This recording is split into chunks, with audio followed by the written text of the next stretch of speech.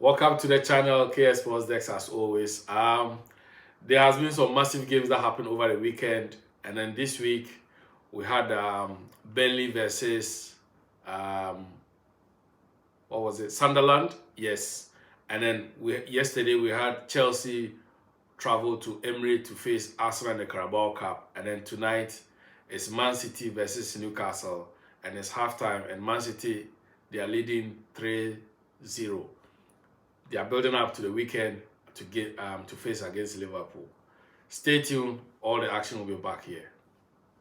Listen.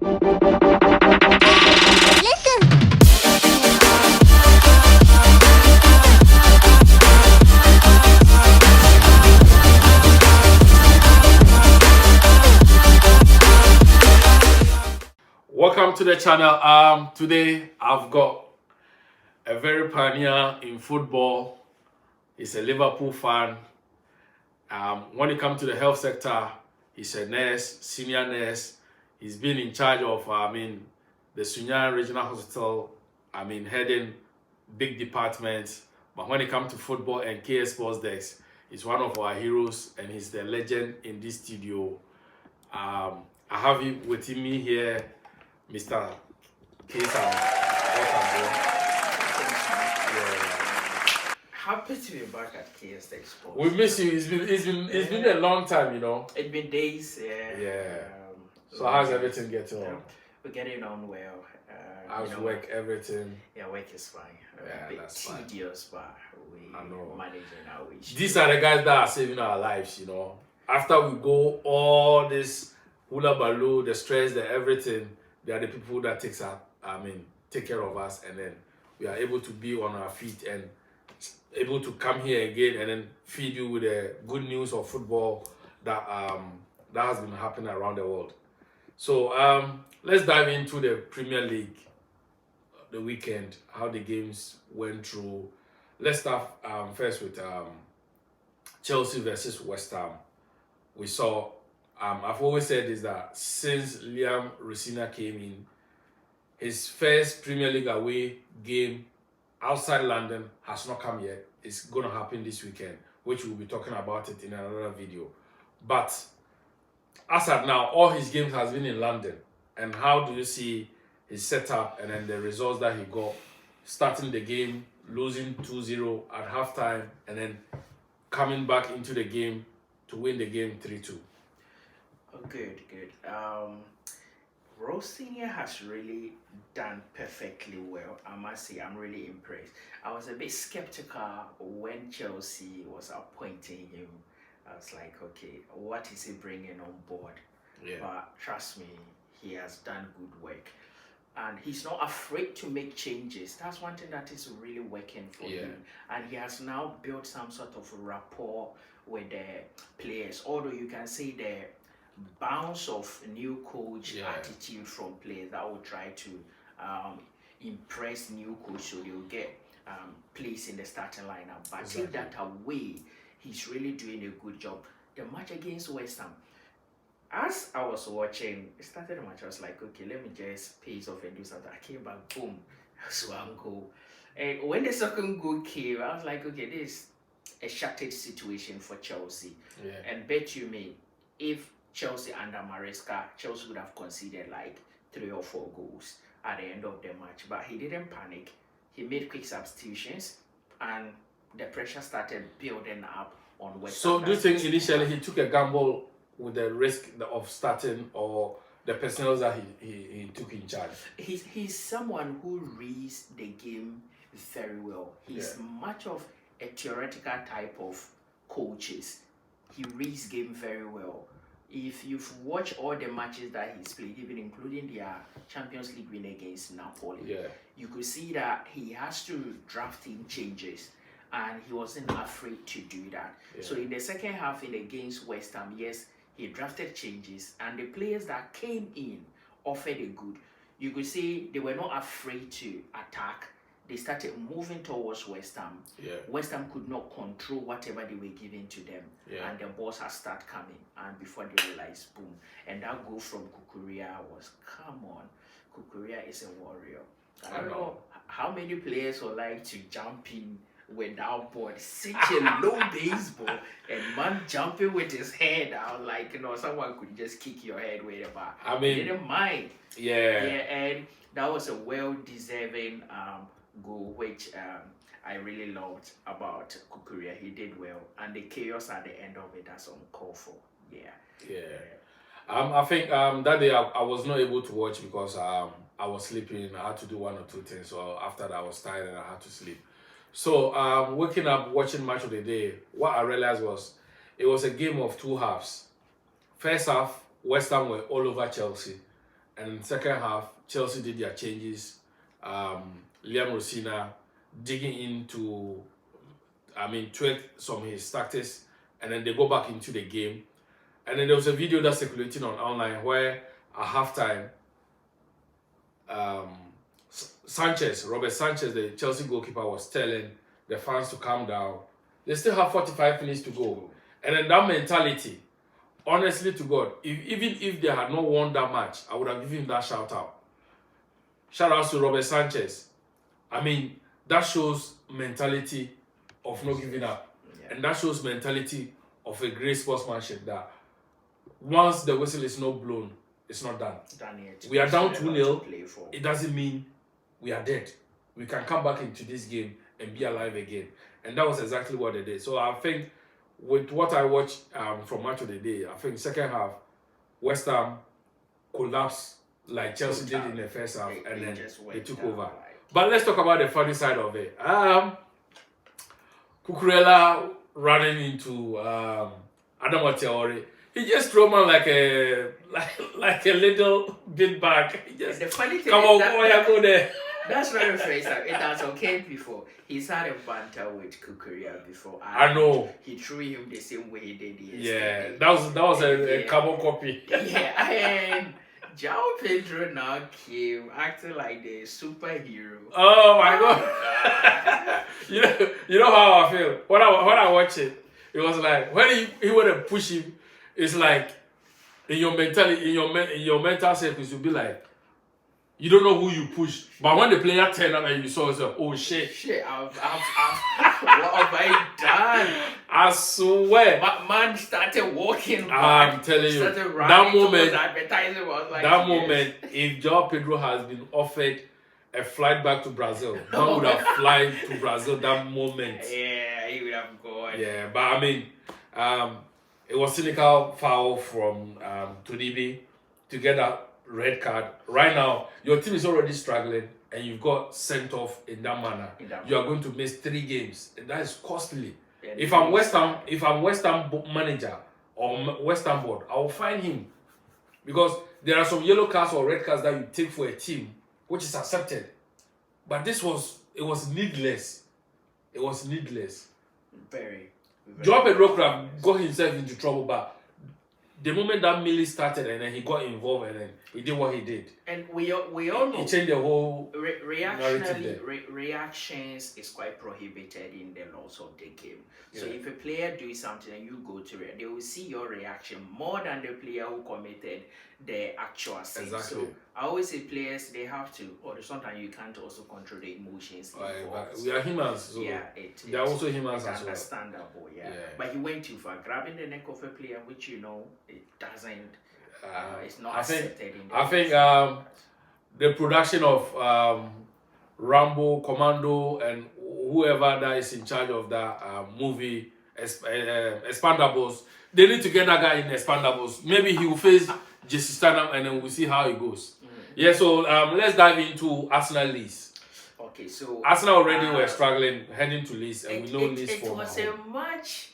Well, good. I knew Arsenal was going to win. Yeah. There was no way Leeds were going to do anything harmful to Arsenal. But this is the game. When they started the match, first 15-20 minutes, Leeds were just running over Arsenal like the energy. And I felt like you don't press You're gonna get Arsenal. tired. You don't press Arsenal that way. Yeah. And I was expecting them to be at least cautious.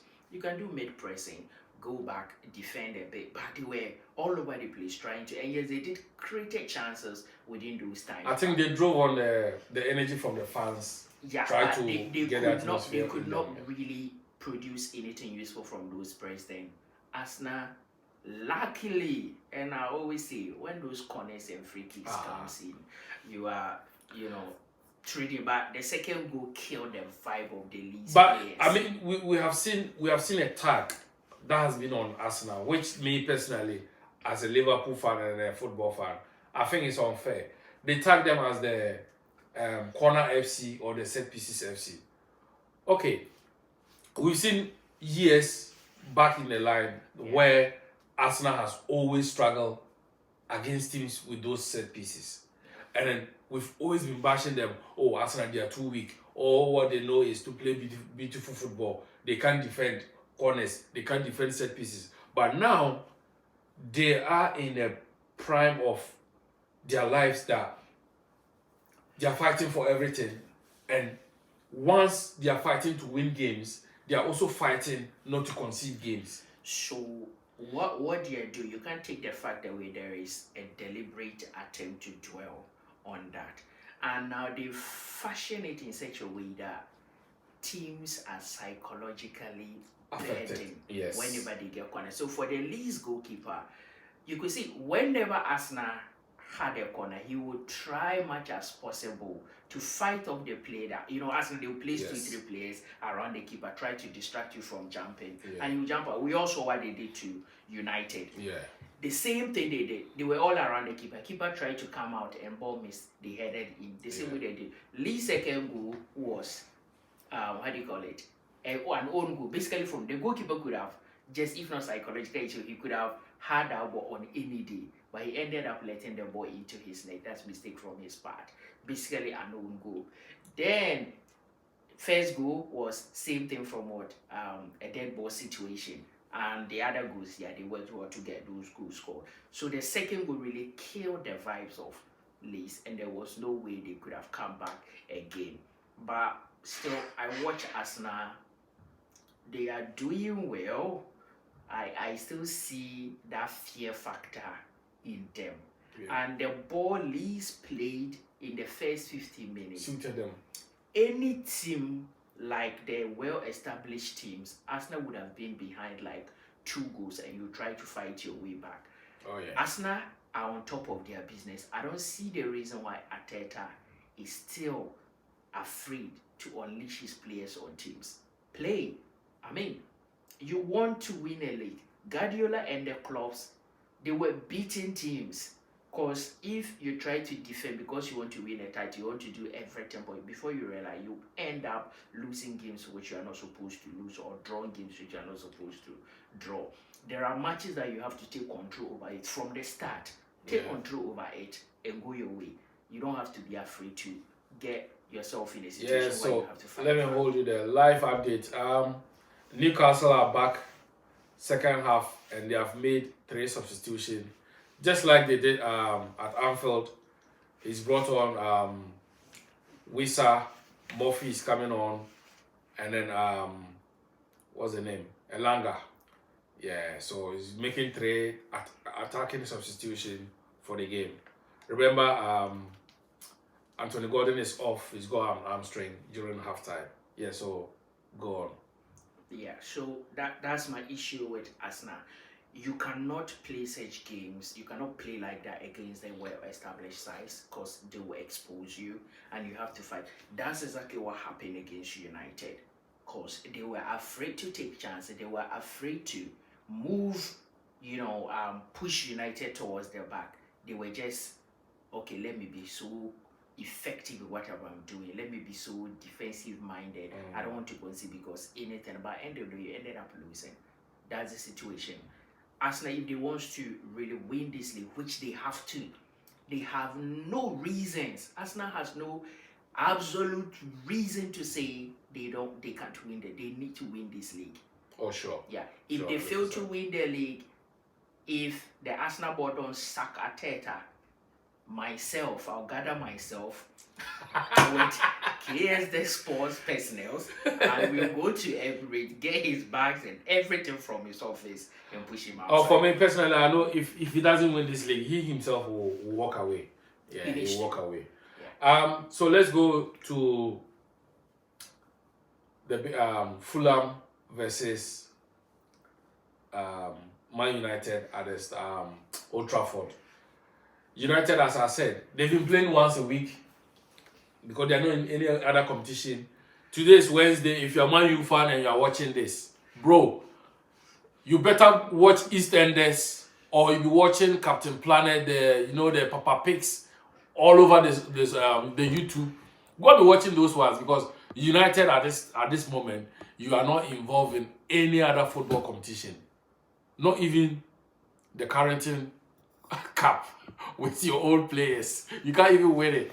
Yeah, so as I've said, they've been playing once a week, and to play against City, who had Champions League in mind against Bodo Glimt, it had an impact on it. We can say that.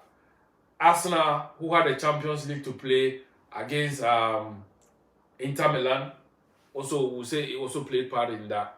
But coming into the fold, that Fulham are also in the same way as Man United, who are playing once a week for a while now, because the FA Cup, I think they are still in it, but they are out of the Carabao Cup. So going there, I think they're going to match United with the same energy, same pressure, same ambition, and their manager is more tactical. And I've always been saying this, even the preview of the weekend of the games that happened, I did say that United versus Fulham in recent years, it has always been referees at the center stage of decisions that cause results.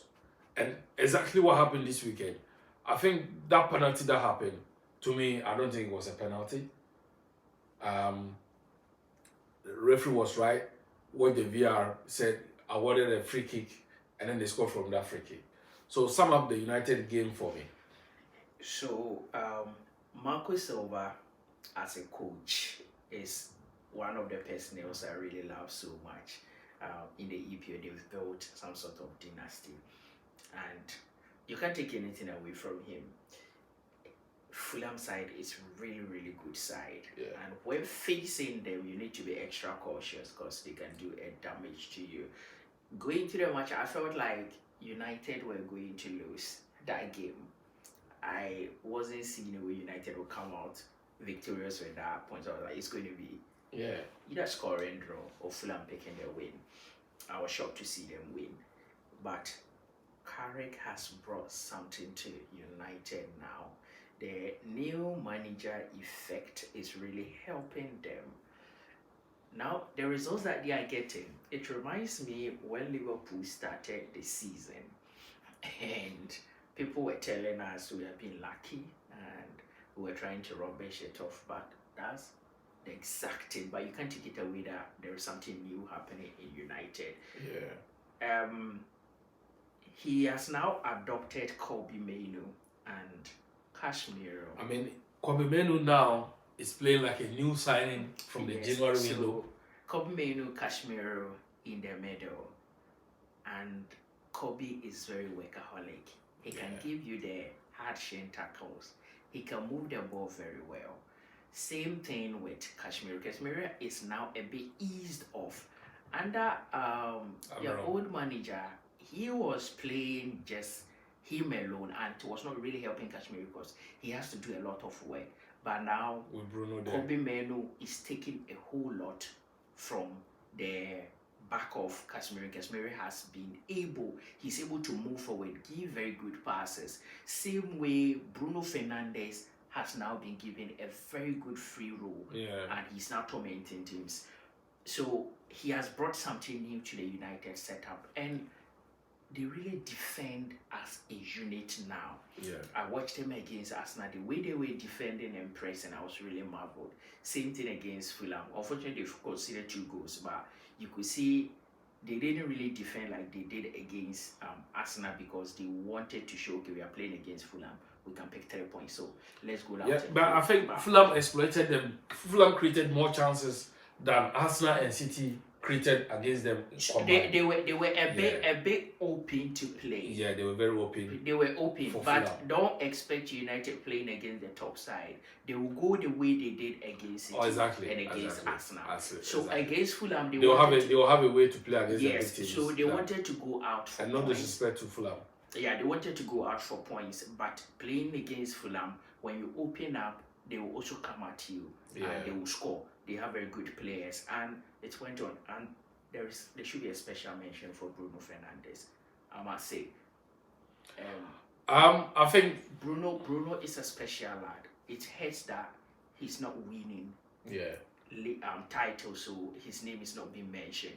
But talking of currently, even in the world, best midfielder, his position, I don't see any player currently that we can really patch up to him.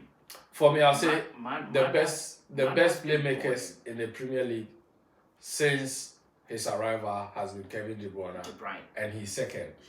Cole Palmer was going there, but consistency has cost him. Cole Palmer cannot come near Bruno Fernandes. No, I don't mean he coming there, but coming in that list of playmakers. Someone just draw my attention to his statistics and their mind blowing. Oh yeah, his statistics are mind blowing. Numbers. And I was like, is that what Bruno Fernandes has been doing? Yeah, the thing is, and it's more like we don't pay attention to it because what I think is United is not winning laurels. Yeah, what I think is United are now playing with freedom under Carrick because players who are, specialize in certain positions have got that freedom to play how they want to play. You understand? Compared to under Ruben Amorim, look at where Bruno was playing, but now look at where he's playing. And now Kobe Mainoo playing, as you said, has eased pressure on Casemiro. Ugarte does not. Even that Ugarte guy is not supposed to even get near to that United team bus. Honestly, he's not supposed to get even close to United team bus. Ugarte lost it. Anything tagged with Manchester, he's not supposed to get close to it. That guy he lost it way back. He's nowhere near the level of Man United level. But credit to them. So let's go to Liverpool versus Newcastle. My Liverpool against Newcastle, Anfield, it was a game I felt was going to be a very difficult game, to be honest. And I didn't see Liverpool doing anything useful. It was like, this match. Although we are playing in Anfield factor everything, but Newcastle was going to give us a hell of a problem. And I was looking at a draw match. Basically, we conceded. No wonder. Yes, we did concede first, and before I could realize, then everything just went in so blunt. It was a quick fire. Quick fire, just coming in. Then I started analyzing what really was going on well. So now, what the Liverpool boys have realized is too much holding of the ball is bad. I know some of them still wants to do, but you don't have to hold ball too much because you cannot be messy. Leave it. If you even want, you need to run. Run to, if there is a space, run with the ball towards the space. But the double passing, wanting to create a very nice football pattern, it doesn't win you games. It all comes under Arne Slot. He's the one instructing them to do that. And that's really if he bad. gives you a chance to play, you don't do that, he's going to take you off. And this is the reason why I think Kesa is not getting that playing time, because Kesa likes to touch the ball, 1, 2, move, get it back, and then smash it. That's one thing. And look at the goal. Was it the first goal that my man scored? Hugo scored the first goal. The goal he scored. That was quite a quick fire situation, and they moved it also quick. His second goal, see the passes, Boboy to Alisson to. I think that goal, that assist should be given to the ball boy. He gave it, and the way they played it, it got to him. And I should tell you, Ikitike is a special player. What do you think about his link up with Florian Wirtz? They are reminding me of Coutinho and Firmino. I think now we have to start looking to get our Salah and our money to build that dynasty back again. And there seems to be a synergy in those fields. You could also see there is something good between Salah and my man Szoboszlai. Oh yeah. And they That's his best friend. Yeah, The so team now, they also have that sort of synergy. Yeah. They, even when they are passing to themselves, several times he lays on balls to Soboslai that he had to hit from outside the box and he went far back. And even Soboslai playing as a right back, their link up, he was playing along with Salah so on that you way, could see the link up between them is playing, and Hugo and Florian Wirtz is also doing a very good job. One thing now we are looking at now is Liverpool should build consistency. And how are they going to do that? It still has that our midfielders needs to learn how when to release the ball and when to hold it. And do you know one special player who likes to hold that ball? Curtis Jones. He doesn't release the ball early. He always wants to hold on to and dribble. And also, even aside that, my man Gravenberch also does it sometimes.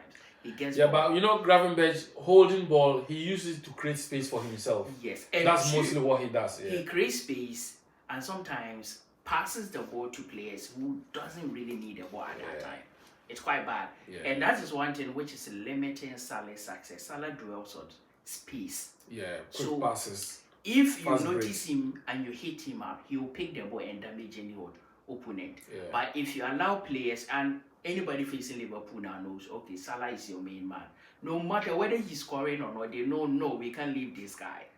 We can't leave this guy. We'll come at you. They would rather prefer, and they will switch their attention to. I'm happy that Ekitike is now playing. Very soon they will start to switch their attention there, and Salah will bounce in. Exactly. And that's one thing we need to do. That's it. That makes a team. A team. And it was a very good game. I loved everything that went in, and we had a very good scoreline for ourselves. And I hope we'll build consistency from that end. But I think Newcastle in the first half caused us so much problem. I think under 30 minutes we were on top, but they were causing problems. Whatever they get a chance, they were hitting us. Not scoring, but I mean, they were deploying tactics to switch off our tempo that we were playing. And then I think those early 2 goals from Hugo TK really, I mean, switch off things for Newcastle to have something in mind to think about. And I think, we deserve to win that game. But credit to Eddie how he always want to play football, not being a team that goes to teams or stadiums that want to sit deep and defend. I watched him against PSG in the Champions League that week before the weekend against Liverpool, and he didn't show any respect to PSG. No. He went against them. They could have won the game in the second half. Harvey Barnes having 3 or 4 chances, which he could have buried it, but I mean, he scuffled some of it over the bar and stuff. But I mean, big ups to him. He's a top coach. So let's go to the big one over the weekend. It was at the Tottenham Stadium. Man City traveled all the way from Manchester to London to face Tottenham. And we know Tottenham has been one of the teams that has been tormenting Man City over the years when it comes to the Premier League. Even the Champions League, they did them dirty, you know. So, I mean, any Spurs manager, when you come, you have to win against Man City. I think that one, it has to be included in the contract. You know what I mean? Every Tottenham manager has to win against Man City. And when I'm going through the list, after Pochettino, they had Nuno, they had Mourinho, they had Conte, they had Ange, they had Ryan Mason as a caretaker, who also bring him in there. And then now, Thomas Frank. And he's been able to also win against Man City. So going into this game, I mean, it was written in the stars that Spurs were not going to lose this game. They have to get something from it. And some Spurs fans were divided. It was divided in their fan base. Some didn't want them to win this game because they think winning this game is a favor that they are doing to Arsenal. But eventually, it's a favor that they have done it to themselves. If even they have got the 3 points, it was a favor for them because they are doing their job. When they are in the league, 14th, that's not Spurs. If you want to claim that you're a big team and you're in the Champions League, you've qualified for the top 8, you need to be up on the table. So going into this game, Thomas Frank had so much to do because he's under pressure, despite beating Borussia, is it Mönchengladbach or Frankfurt in the Champions League? It's Frankfurt. Frankfurt. So he still needed to get the Premier League results because that his form in the Champions League is insane. But when it comes to the Premier League, it's outrageous. So take me through. Okay, so that was the big feature for the weekend, and was Sunday, the big Sunday. Yeah. And fine, Tottenham has been a nemesis to Guardiola's side. Sure. Whether it's the name Tottenham or the way they play or what, it's still a mystery. But this was a match City had in their hands to control. They had 2 nice goals, controlled the tempo of the game very well, created chances in the first. Oh, nice goal. Nice goal. Elanga, he has put one back for Newcastle. That was a fantastic goal. I mean, he just went through 2 defenders like a knife in a butter without no glitch. So, let's go. Created good chances. Just were expecting him to hold on to this speed. After I was preparing for work while I was watching the game, and first I was like, okay, let me even go. I'm not going to find anything interesting. I was asleep. When I woke up, it was 2-0. And then I went to my WhatsApp page. People were telling me that, oh, it's 2-0. I said, oh, let me go and watch. Maybe I'll bring the magic in the second half. And then, truly, I brought it. Yeah. So the second half just came and I was like, why? What's happening?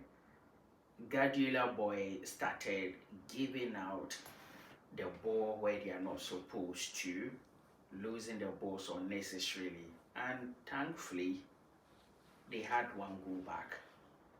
And that second goal from our Liverpool man who we sold out was a classic. I don't know if you've watched the goal. That was the scorpion kick.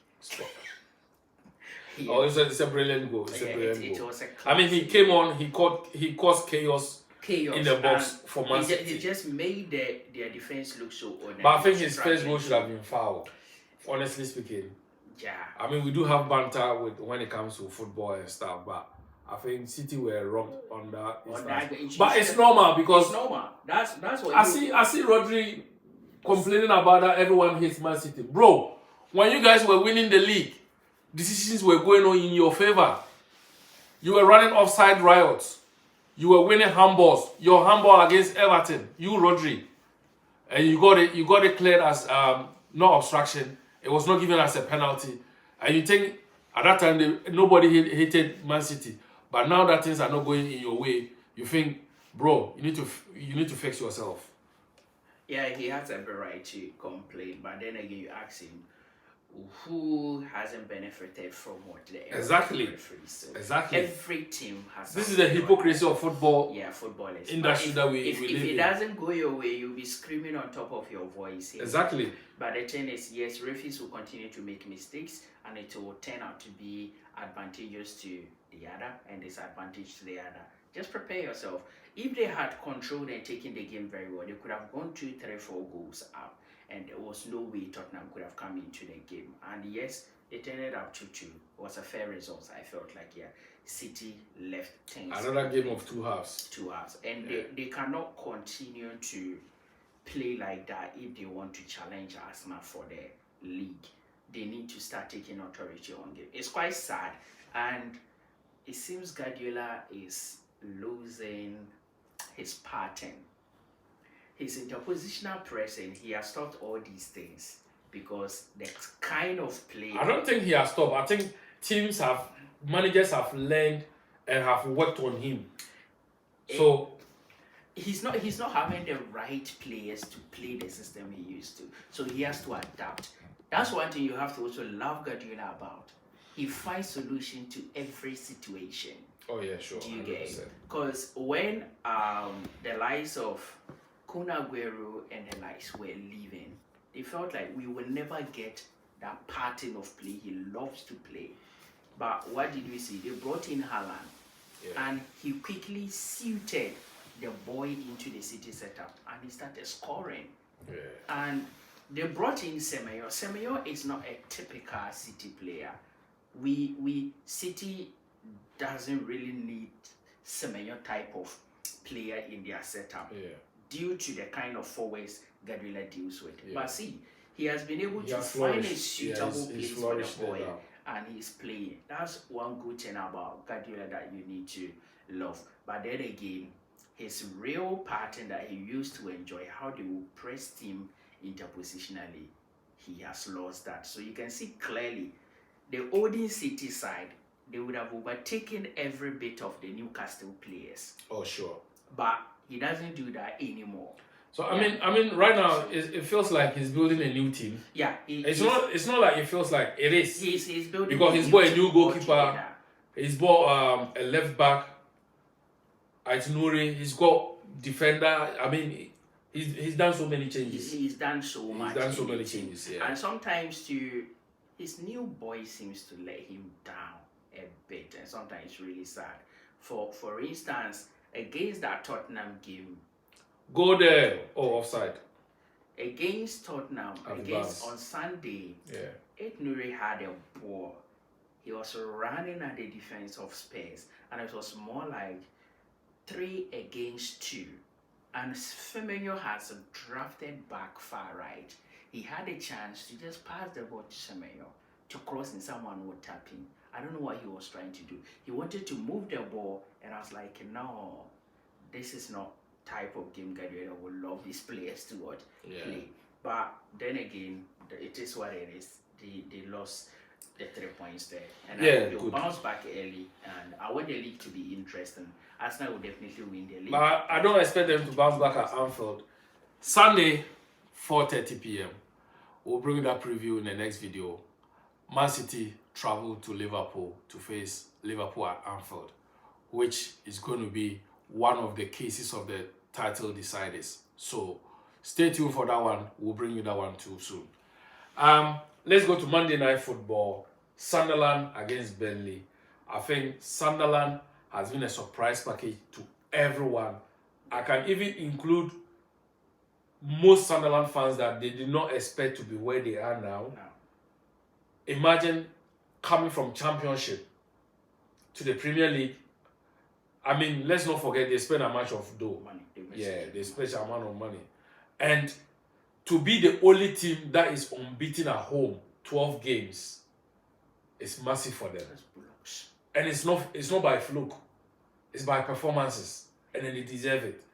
I mean, when you see teams going there, or people say, Chelsea has not been there, the big boys has not been there. Bro, they went to the big boys' home and then did them dirty there. They stained their white shirts there. So, I mean, the big boys can go there and also stain their white shirts there. But it is what it is. Credit deserve where it's due to be. They are there and then they deserve it.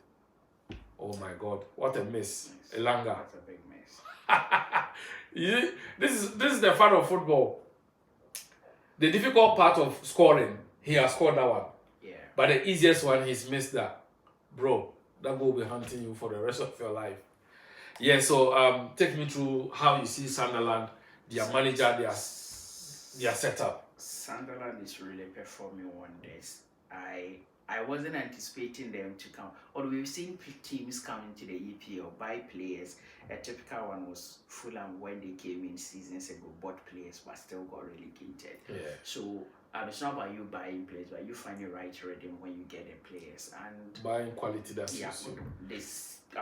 Good players that will suit you. Yeah, so let me hold you there. Man City are making 3 substitutions. Rodri, Ryan Cherky, and Ellen Haaland are coming on. They are warming up to come on. And they are preparing very well. They are prepared. This is their warm-up game before they get slaughtered at Anfield against the slot machine. You understand? We're going to slaughter them on Sunday. Yeah, go on. Yeah, so Regis has really done well as a coach for Sunderland. He's really finding a good rhythm for the players and they are really flourishing. I don't know, but this seems they beat Arsenal.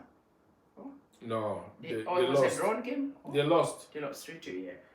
So it's not really bad for them. Oh, was it a draw? No, they won. No, they didn't win. I realized I Yeah, remember it- they were leading 2-0, 2-0. and then Arsenal made it 2-2, and then I think 3-2. Arsenal It was 3-3. 3-2. They came back.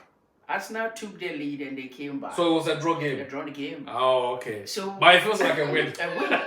So it's not like they've not met Arsenal when they the league leaders when they couldn't beat them. So Yeah. they are doing well, and I hope if they have 36 points, automatically they've avoided relegation. They are not. Two more. Yeah, no. It No used to team, be. the relegation team. Oh, for now. Will get that. Oh yeah, for now I think Check Wolves the is 3 gone. teams down. So Wolves is gone. and Wolves, I'm Burnley. sure. So it's very difficult. Wolves, I'm sure by the end of February, Wolves will be We relegated. confirm them. Yeah. So there is no team that will even match up to. Are you trying to tell me the next games coming, they will not get points up to 40? Yeah, they will get. It's Another just chance. Yeah, it's Oh, just left with it's 4 points for them to hit away from what relegation. 40 points and you're escaping relegation. Oh yeah, sure. Yeah. So these people are out of relegation Oh, yeah, automatically, but they they are. are not going to relegation. Because if where Sunderland is and we are thinking they can be relegated, then I think Spurs Space next season KS Sports Dex will open another channel, EFL, the Championship podcast for Tottenham Hotspur. So they've really done well, and I really commend their coach for whatever he has done to the team, and I hope they continue with that next season. I mean, when we have good teams in the EPL, it gives us good morale going into Europe, and we love it. Yeah. All right. Thank you. So guys, make sure you hit the subscribe button. Put us on post notification. Subscribe to the channel. Let us know what you think about this video in the comment section. We are out.